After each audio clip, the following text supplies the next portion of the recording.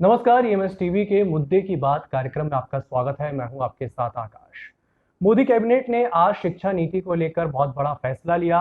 वहीं एचआरडी मंत्रालय का नाम भी परिवर्तित कर दिया गया है। अब शिक्षा मंत्रालय के नाम से उसे बुलाया जाएगा और नई शिक्षा नीति को लेकर अब क्या कुछ बदलाव किए जाएंगे। हालांकि इसका मसौदा भी तैयार हो रहा है, सामने नहीं आया है, लेकिन क्या परिवर्तन हो सकता है, क्या नई शिक्षा नीति आ सकती है, इन्हीं सब बातों के आज जवाब जानने की हम कोशिश करेंगे। और उसके लिए हमारे साथ मौजूद हैं एक्सप्रेस मीडिया सर्विसेज के प्रधान संपादक सनत कुमार जैन जी। सर, आपका बहुत बहुत स्वागत है। सर, सबसे पहले जानना चाहूंगा कि मोदी कैबिनेट ने आज कैबिनेट बैठक हुई, नई शिक्षा नीति पर मुहर लगा दी है और नई शिक्षा नीति पर मुहर लगाने के बाद जो अब निर्णय निकल के सामने आएंगे, क्या कुछ बदलाव हो सकता है? देखिए, केंद्र सरकार ने आज जो फैसला लिया है कि नई शिक्षा नीति बनाएंगे। जी। तो जब हम कोई नई चीज़ लाने की कोशिश करते हैं तो उसमें व्यापक दृष्टिकोण यदि होता है और यदि देश भर में इस तरीके से परिवर्तन लाए जाएं कि शिक्षा को लेके एक आमूल चामूल परिवर्तन आए, जी। तो उसके लिए यदि ये प्रयास किया जाता है तो बहुत अच्छा है।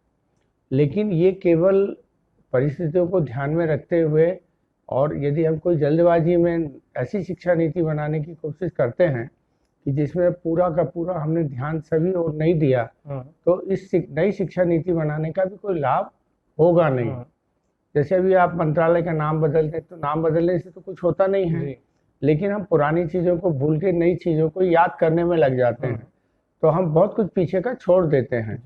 तो अभी जो 34 साल करीब शिक्षा नीति जो चल रही थी, अब उसमें यदि इतने बड़े बदलाव किए जा रहे हैं और ये सरकार जो भी काम करती है इसमें इसका राजनीतिक दृष्टिकोण होता है जी। तो ये जो शिक्षा नीति में बदलाव होने की बात कही जा रही है, तो निश्चित रूप से मानिए कि इसमें कोई ना कोई राजनीतिक कारणों का भी समावेश होगा। और ये शिक्षा नीति कब आएगी, कैसे आएगी, पूरे देश भर में इसको लेके क्या क्रिया प्रतिक्रिया होगी, इसको लेके बहुत ज़्यादा संशय बना रहेगा। दूसरी चीज, जैसे आपने बोला कि एचआरडी मंत्रालय का नाम बदलकर अब शिक्षा मंत्रालय कर दिया गया है, तो क्या नाम परिवर्तन होने से ऐसा देखा जाता है कि क्या कुछ चेंजेस सामने आएंगे? नहीं, कुछ चेंज नहीं है। अब जैसे एचआरडी मिनिस्ट्री का नाम आपने शिक्षा मंत्रालय कर दिया है, तो ये एक परिवर्तन है जी। अब उस परिवर्तन को लेके अब सारे लोगों को भी शिक्षा मंत्रालय बोलो, शिक्षा मंत्रालय बोलो।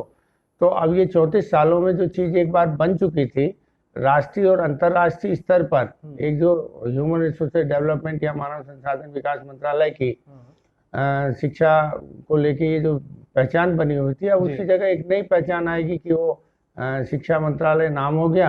अब वो हिंदी अंग्रेजी दोनों में शिक्षा मंत्रालय बोला जाएगा। तो अब ये यूएनए से लेके सब जगह पे इसका जो परिवर्तन है वो सब जगह आएगा। तो अब ये है कि नाम बदल गया तो वो पुरानी चीजें खत्म हो गई, नई चीजें फिर से शुरू हो जाएंगी। दूसरी चीज एक और देखने में आ रही है कि जब से लॉकडाउन लगा हुआ है पूरे देश में और सरकार भी ऑनलाइन शिक्षा को बढ़ावा दे रही है, मोबाइल के द्वारा बच्चों को, छोटे छोटे बच्चों को भी पढ़ाया जा रहा है, तो क्या ये मोबाइल से शिक्षा देना, ऑनलाइन शिक्षा देना इनिशियल स्टेज में कितना जरूरी है? क्या कुछ देखने को मिलेगा? नहीं, ये बहुत गलत है और ये जो सरकार कर रही है इस पर कोई दूरदर्शिता नहीं है। और पूरे भारत के बच्चे जो आने वाली पीढ़ी है उसमें हम संस्कार की जगह कुसंस्कार भर रहे हैं जी। अब हम जो ऑनलाइन शिक्षा दे रहे हैं वो इंटरनेट के माध्यम से दे रहे हैं। मोबाइल आज भी 40% 50% विद्यार्थियों के पास मोबाइल नहीं है जी। बहुत गरीब घर के बच्चे हैं जो शिक्षा ले रहे हैं। अब उनके पास मोबाइल फ़ोन भी नहीं है, जहाँ मोबाइल फ़ोन है तो वहाँ इंटरनेट की सिग्नल नहीं है जी। और अभी ऐसी परिस्थितियों में जब हम ऑनलाइन परीक्षा को इंटरनेट से जोड़ रहे हैं तो इंटरनेट की सारी बुराइयाँ बचपन से उन बच्चों के पास जा रही हैं। ये इसका लेके पूरे मतलब ये क्यों नहीं सोच रहे हैं, ये सबसे बड़ी आश्चर्य करने वाली बात है कि जब बच्चे के हाथ में मोबाइल आता है और इंटरनेट पे सारी गंदगी भरी पड़ी है, तो उस गंदगी से बच्चा 5 साल 8 साल 10 साल की उम्र से जब वाकिफ होने लगता है, फिर आप इन्हें कैसे रोक पाएंगे? फिर घंटों उसमें पढ़ाई होती है, बच्चों की आंखों में इसका विपरीत असर पड़ रहा है। बच्चे आपस में शिक्षा में जो ऑनलाइन शिक्षा का जो प्रोविजन है उससे अभी तक यूज टू नहीं है, तो उनमें उनका कंसंट्रेशन भी नहीं बन रहा है।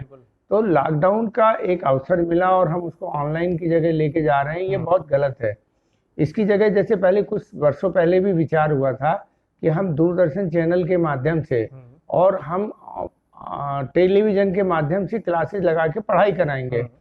तो अभी भी भारत सरकार के पास वो सारे सिस्टम हैं जहाँ पर वो टीवी के जरिए और ये क्लास वाइज पढ़ाई करा सकते हैं। इनके पास चैनल हैं, सारे बैंडविड्थ है, तो वो ना करके और एक शॉर्टकट रास्ता कि आप सब लोग ऑनलाइन आ जाएं और ऑनलाइन में वो बच्चों के साथ हम पूरा उनकी सोच, उनकी आंखें, उनकी कंसंट्रेशन जो पढ़ाई का होना चाहिए, उन सब से खिलवाड़ कर रहे हैं। दूसरी चीज़ जरूर देखने में आती है, कुछ माह पहले ही सरकार ने जो उनका सिलेबस था 30% तक कम कर दिया था। बिहार सरकार ने भी इतिहास में बोझ कम करने के लिए उन्हें बोला था कि हमने इस पर सिलेबस में कमी कर दी है। तो क्या सिलेबस में कमी करके हम शिक्षा को बढ़ावा दे सकते हैं?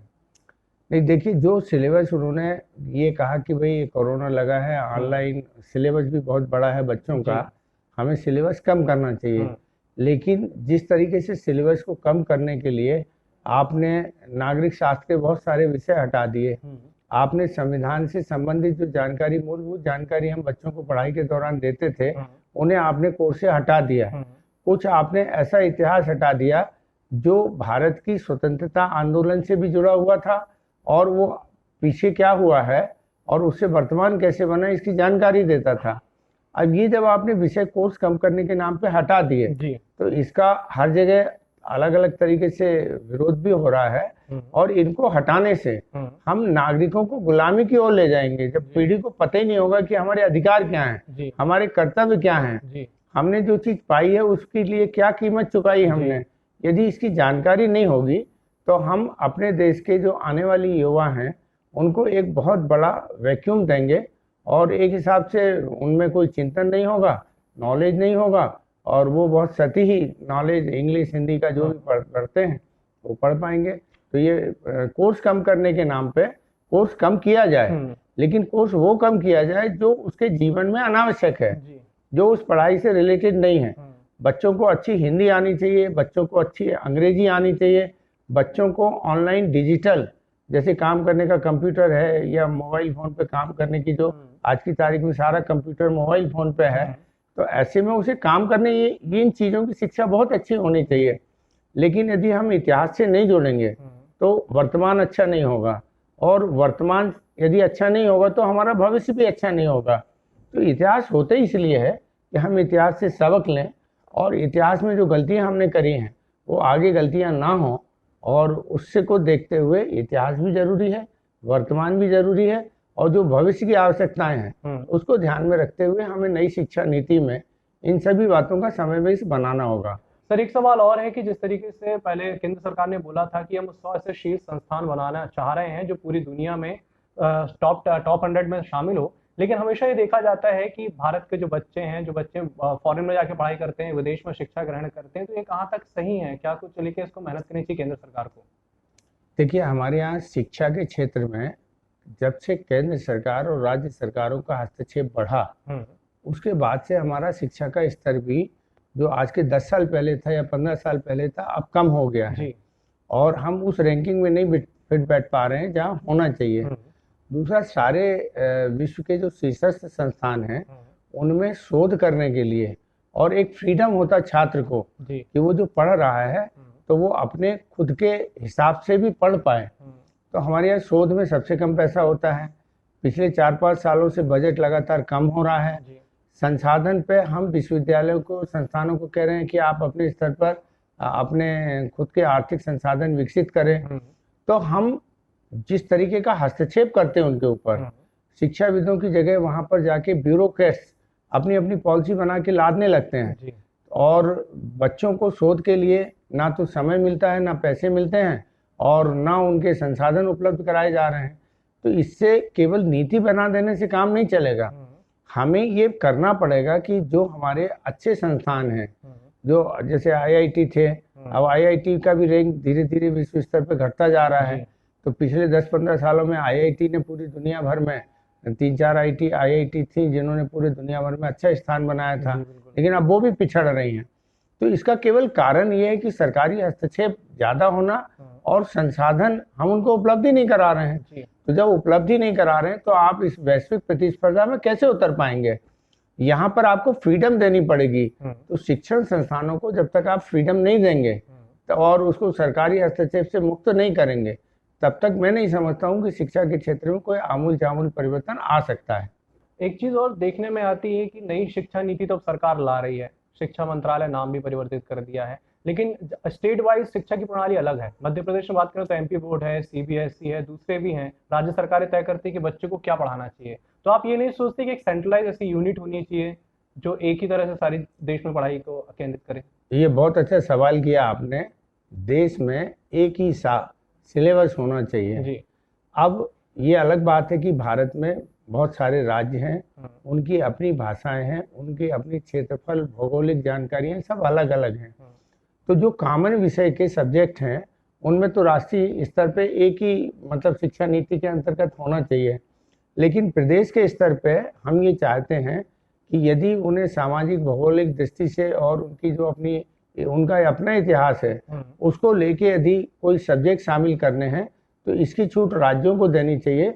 लेकिन बाकी का जो शिक्षा का स्तर है वो पूरे देश भर में एक ही होना चाहिए। अब जब सब नई शिक्षा नीति बन रही है तो केंद्र सरकार को राज्यों से भी इस मामले में बात करनी चाहिए और सारे देश की एक शिक्षा नीति हो और केवल एक या दो विषय राज्य अपने हिसाब से पढ़ा पाएं, उसकी भी स्वतंत्रता राज्यों को दी जानी चाहिए। जी सर, हमसे बात करने के लिए बहुत बहुत धन्यवाद। सर हमारे साथ थे, उन्होंने बताया कि नई शिक्षा जो नीति आ रही है उसका स्वागत योग्य है, लेकिन जो नई शिक्षा नीति है उसमें क्या कुछ परिवर्तन होने चाहिए और क्या कुछ व्यवस्थाएं होनी चाहिए वो उन्होंने बहुत अच्छे से बताया। तो फिलहाल मुद्दे की बात में इतना ही। नमस्कार।